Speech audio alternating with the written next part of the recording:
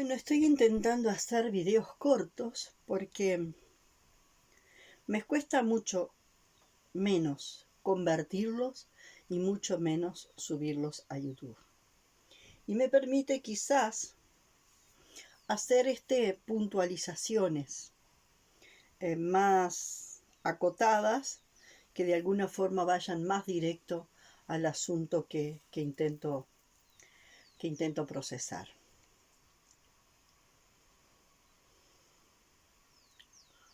Lo que en este momento estoy intentando, porque veo que en psicología lo tenemos bastante claro. En psicología lo tenemos bastante claro, lo comprendemos y lo tenemos bastante claro.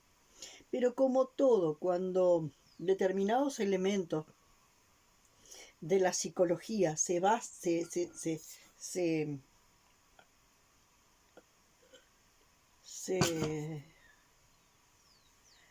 socializan de una forma inadecuada, el lenguaje pierde sentido.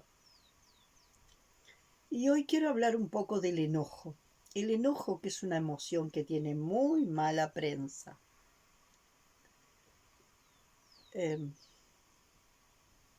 Y que de alguna forma hoy se está observando mucho, porque parece que hay mucha cantidad de gente muy enojada, y de alguna forma se está mostrando mucho un nuevo perfil de estructura psicológica. Durante mucho tiempo el perfil de estructura psicológica estaba muy marcado por la neurosis, y el neurótico quiere ser políticamente correcto, y dentro de la neurosis se maneja dentro de lo esperable con un rango un poquito para acá, un rango un poquito para acá, pero se mantiene en una fluctuación dentro de una media. Se sale de la media cuando tiene un disparo de ira, de furia asesina, que puede ser hacia heteroagresividad o autoagresividad. Pero el resto del tiempo anda controladito, se puede sentir más deprimido, se puede sentir un poco más eufórico, pero más o menos ahí la va llevando por un pequeño carril.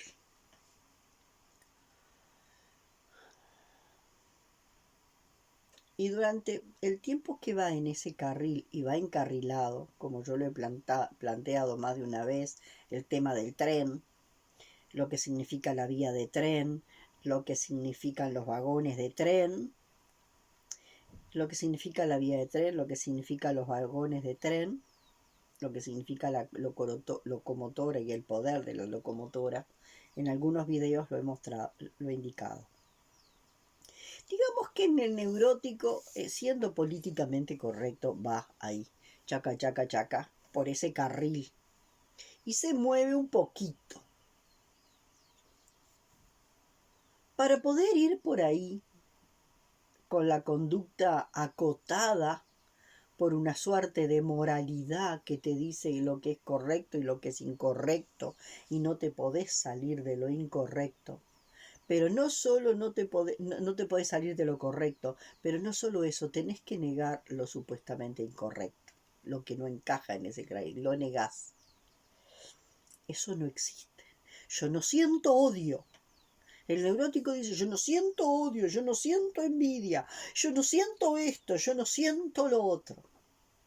¿Qué pasa con el odio, con la envidia y qué pasa con todo eso? Que son formas distorsionadas de la inteligencia organísmica que se reprimió. Son las formas distorsionadas con las que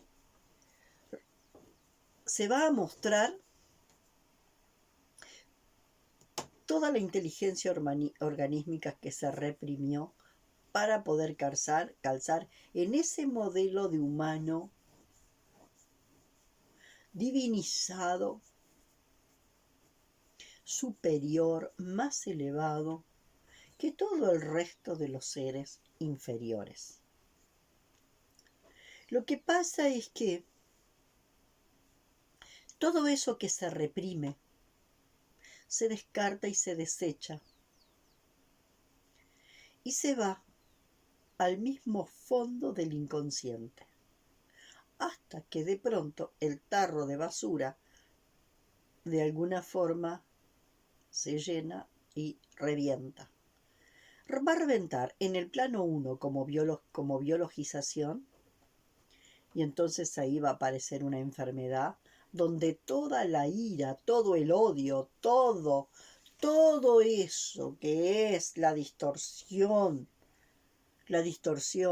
de la naturaleza salvaje que como animales tenemos, todo eso que se distorsionó y que no tiene permiso para ser expresado, para ser el ser superior, todo eso que de alguna forma se fue sepultando en el tarro del inconsciente, de pronto va a expresarse y se va a expresar en lo biológico como somatización, y por eso cada vez aparecen más enfermedades y más enfermedades y más enfermedades, y cuando aparecen más enfermedades se hacen más investigaciones para curar el síntoma sin ir a buscar la causa emocional que hay, el trauma que hay debajo de cada enfermedad. Entonces va a reventar como autoagresión a través de una biologización, a través de crearnos una enfermedad, o va a reventar con una explosión emocional, un desborde emocional en el plano 2, o va a reventar con una distorsión mental en el plano 3. Todo debido a que en el plano 4 hemos disociado a través de la moral y hemos puesto, acá está lo bueno, y nosotros somos buenos, y somos moralmente impecables, y somos superiores, y todo lo que no es bueno está ahí. Y siempre vamos a encontrar algún otro para zamparles toda la miseria de la que nosotros no nos queremos hacer cargo. En la naturaleza no existe miseria, existe basura. Y la basura no quiere decir que sea basura. Ah, qué cosa extraña. ¿Qué es que la basura no es basura? Basura es algo que está cumpliendo una función equivocada en el lugar equivocado. Entonces, basura vienen a ser las hojas del árbol de otoño cuando siguen colgadas y no se animan a soltarse. Cuando caen y se vuelven abono, ya dejan de ser basura. Entonces, en esta línea tampoco existe basura en la naturaleza, porque ningún árbol retiene las hojas de otoño y la retiene y la retiene. ¿Qué es lo que hace una persona estreñida? Retiene todo, porque además tiene que ver con... Los intestinos están muy relacionados con todo lo inconsciente. Y cuando entramos en estado de estreñimiento, tenemos necesidad de controlar lo inconsciente de lo que inconsciente y de contener lo inconsciente a través del estreñimiento. Bueno, en la naturaleza en general no existe eso. El árbol llegó el otoño y si es de hojas caducas, las hojas las deja caer. Y si no es de hojas caducas, quiere decir que no cae en el otoño, el recambio de hojas se está produciendo. Cuando una hoja se pone vieja, se cae. ¿Tá? No se caerán todas juntas, en otoño, pero se van cayendo. Siempre va habiendo una renovación de lo que ya cumplió su función para el árbol como hoja. pero va a pasar a cumplir otra función para el árbol, como abono y para la naturaleza. Entonces, ¿qué pasa con el enojo? Todo ese enojo reprimido, ¿no? Todo ese enojo reprimido trae una enorme carga de trauma, ¿no? El enojo reprimido trae una enorme carga de trauma. Y ese enojo reprimido estalla mediante lo que podemos llamar una actitud psicopática, ¿no? Y parecería que hoy en día ya el humano no anda como el neurótico que conocíamos en esa franja. El psicopático no se banca esa franja. Rompe para allá, rompe para allá, rompe para allá, rompe para allá.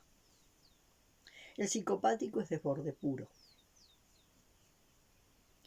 Y en el desborde del enojo del psicopático está todo lo reactivo. Lo reactivo es el retorno de lo reprimido. Pero no todo el enojo es reactivo. Si no, volvemos a lo mismo. Hay un enojo que es legítimo. Un enojo que es legítimo. Y el enojo forma parte de las emociones básicas necesarias del humano. Hay un enojo que es legítimo y lo más difícil de todo es saber cuál es el enojo legítimo y cuál es el enojo reactivo. Y el enojo legítimo está operado por la inteligencia organísmica. Entonces es instinto puro, operado por la inteligencia organísmica. En cambio, el enojo en el psicopático está operado por el trauma y es impulso ciego, que después se le quiere agregar un relato para darle orden, pero en general es impulso ciego. ¿Ya? Entonces tenemos que estar muy atentos de cuando sentimos enojo. Primero lo sentimos, lo exploramos y tenemos que sentir y tenemos que estar muy claros ante ese enojo. Saber si ese enojo es una carga que está operada por el trauma y que es impulso ciego. Entonces, voy a tratar, porque tengo mucha bronca con mi padre, porque era muy autoritario, y apenas un jefe en el trabajo tiene una actitud autoritaria, yo descargo toda la furia que tenía con mi padre autoritario, lo descargo con el jefe. Podemos ir más atrás. La acumulación de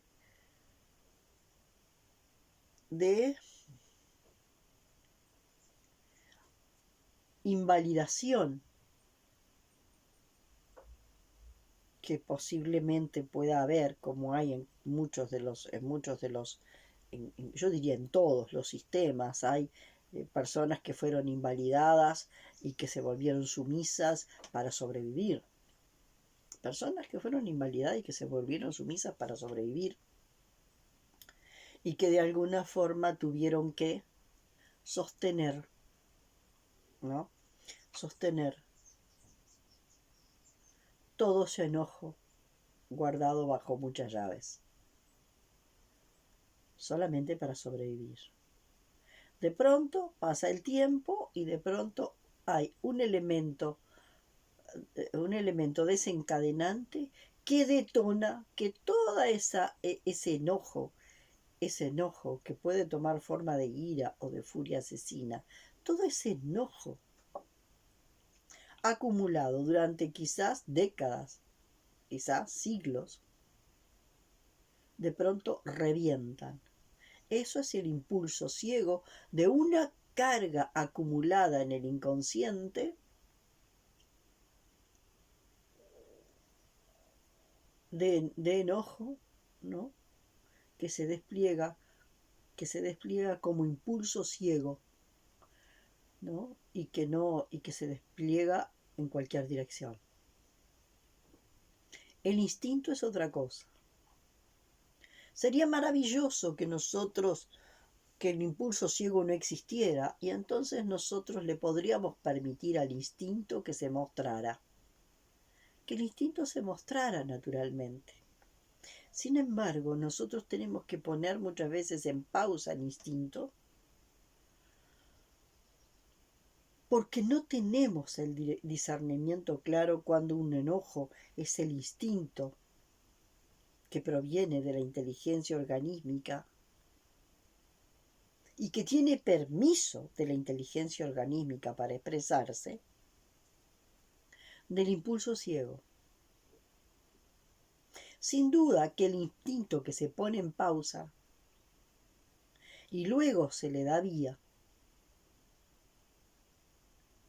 queda como manoseado. Queda como manoseado. Entonces lo que se está haciendo, lo que estamos haciendo muchos, es poder determinar y distinguir cómo se percibe el impulso ciego en el cuerpo y cómo ¿no? El impulso ciego en el cuerpo. El enojo como impulso ciego operado por el trauma, cómo se distingue en el cuerpo. Y cómo se distingue el instinto operado por la inteligencia organísmica. Empezar lentamente a distinguir cómo se siente en el cuerpo. ¿Cuál es la neurología que está implicada en el impulso ciego? ¿Y cómo es la neurología que se despliega en el instinto? Y ese es un trabajito a ir haciendo, ¿no? Lentamente. Es una tarea para ir identificando en nuestro cuerpo, en nuestra coraza muscular caracteriológica, en nuestra neurología. Un trabajito que recién estamos identificando, porque recién estamos dándonos permiso para conocer nuestra naturaleza salvaje. Y ahí está la diferencia. El instinto operado por la inteligencia organísmica nos va a permitir que nuestra naturaleza salvaje se exprese. En cambio, el impulso ciego operado por el trauma es una carga muy grande del instinto salvaje, de la inteligencia organísmica reprimida, que un buen día estalla de manera bestial. Y mucha gente confunde ese impulso ciego que se dispara de manera ciega y bestial, queriendo romperlo todo a ciega, romper y romper y romper ciegamente, destruir de manera ciega lo que venga, a ese instinto salvaje que solo tiene la función de cuidar el territorio. Cuidar el territorio. La función de cuidado del territorio, de saber sostener la frontera del yo y de saber sostener la frontera del territorio legítimo, no de un exceso de territorio innecesario. Poder cuidar el territorio legítimo, el que de alguna forma de nuestras necesidades básicas realmente necesitamos. Cuando alguien te dice, como estamos escuchando hoy en día, que las necesidades son infinitas, no está hablando de las necesidades básicas legítimas. Está hablando de intentar llenar el agujero del alma con cosas, con necesidades falsas. Y eso, por ejemplo, vuelvo a tomar el tema de Milei, que como no ha podido hacerse cargo de su agujero del alma y hacer el duelo de su perro, pero tenemos todos un Milei adentro, cuidado, todos tenemos un Milei adentro, al no poder hacer el duelo de su perro, que ya su perro estaba en reemplazo de alguien, ¿no? Tuvo que clonar el perro. En esa estructura, en esa distorsión psicológica, sin duda que las necesidades son infinitas. Porque se intenta rellenar con elementos externos el agujero del alma. Y el agujero del alma no se rellena con cosas externas. Se sana desde adentro hacia afuera. ¿A través de qué? A través de lo que se llama duelar. Transitar el duelo. Y ahí es donde de alguna forma nos damos cuenta, como decía en el video anterior, que algo que estaba en nuestro entorno funcionando como antenita viva, ya sea una persona, un animal, inclusive hasta una planta, los que quieren muchísimo a las plantas. ¿Cómo es que ese ser vivo que venía funcionando como una antenita no viva, como una antenita viva, quiero decir, perdón, como una antenita viva cerca de nosotros, solo el duelo es permitirnos desconectarnos de ella como antenita viva para poder reconectarnos como antenita no viva. Y no tenemos que salir a buscar reemplazos. No tenemos que salir a clonar a un perro. Cuando Milei queda arrobado ante la figura de su perro, no es su perro, su perro está reemplazando a un antepasado, a un ancestro, del cual posiblemente él sea doble. Yo tengo que agradecer mucho porque yo a través de Milei, del Milei externo, del Milei personaje político, del Milei externo, estoy reconociendo en detalle a mi Milei interno, al mío y al de todos.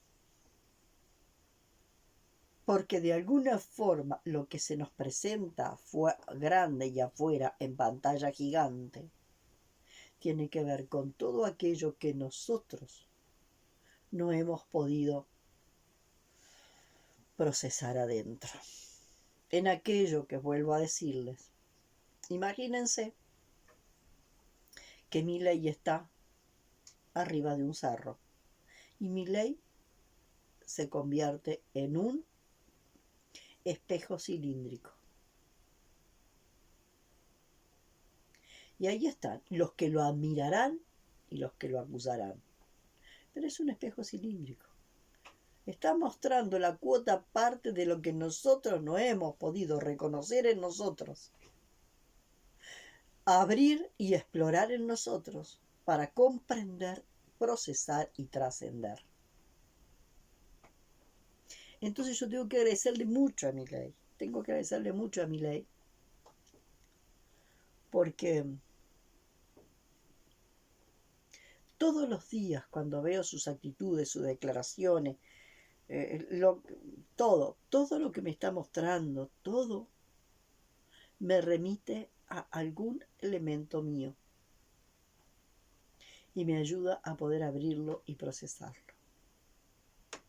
Bueno, voy a ver si me permito esto de hacer videos cortos de 20 y poquitos minutos. Así que bueno, decirles lo siguiente. Miren que yo voy a seguir haciendo este gesto. Veo tanta cantidad de gente que está haciendo unas lecturas de los gestos, de la gestualidad, unas lecturas tan cuadradas, tan rígidas, tan absurdas sobre la gestualidad. Yo voy a seguir haciendo este gesto. Así que si para muchos yo soy un ser tan peligroso, porque de alguna forma, a partir